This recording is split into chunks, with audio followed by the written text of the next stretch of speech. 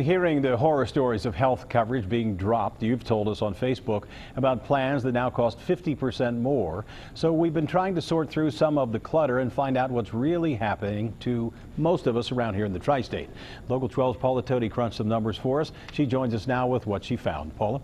Rob, yeah, let's face it, most of us have been sitting around tables at work wondering, is my premium going to go sky high? Well, here's what the experts tell me they're finding. If you work for a big company, probably no change or very little. But for most people, the companies say 100 employees or fewer, that's the biggest group, you're probably seeing an increase of about 10 to 15% in your premium this year. And then you're hearing those stories about people being dropped 5% nationwide, losing coverage. Well, here in the tri-state, the ones being dropped probably are at companies with 2 or 3 people. Those plans are actually being dropped because they no longer meet minimum standards. Then there are some big swings in premiums. There are actually people that might be happy, so we'll put a happy face on it. Those are people that are maybe benefiting from the Affordable Care Act or seeing very little increase in premiums.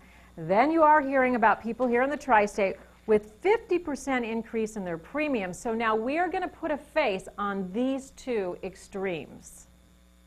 Dan O'Keefe and Stephanie Cooper are both self-employed.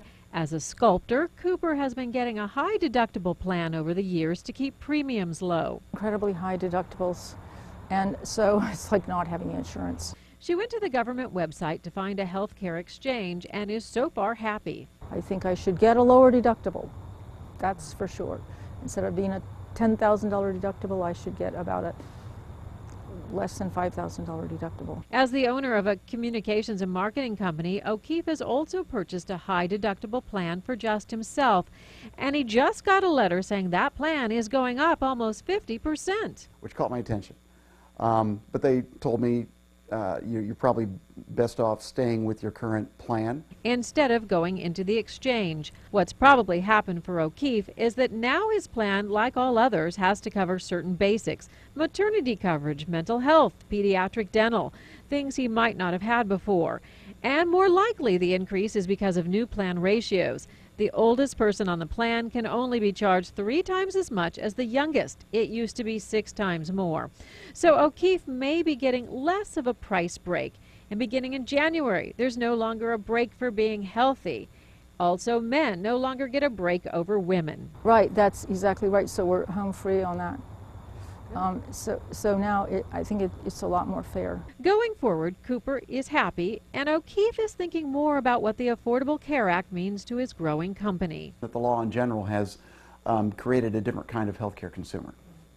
So from where he is sitting, he wonders if those consumers will be happy as he hires them going into the exchange, or if he'll have to provide coverage. Right now, he just gives them money towards coverage. It could go either way, he thinks. Now, here's the takeaway for you. If you work for a smaller company, you probably want to go to the exchange and at least get a price and see what you could be offered. And don't just look at the price of the plan. You want to look at how high is the deductible, what is being offered, the whole picture. And for what it's worth, Rob, Stephanie said she went to the exchange and she found the website okay. She said the first week no, but then when she went back, she was able to get through what she needed to get through. That's interesting to hear because a lot of the people I'm talking to are telling me that they cannot get through to the website. Yeah, so, you know, it is still a very individual thing. Paula Toti, thanks very much. We'll keep working the story because it evolves every day. Experts also tell us with all the premiums, about 4% of any increase is due directly to these new laws written into the Affordable Care Act. 2% of that is a tax now that's been put on all the plans.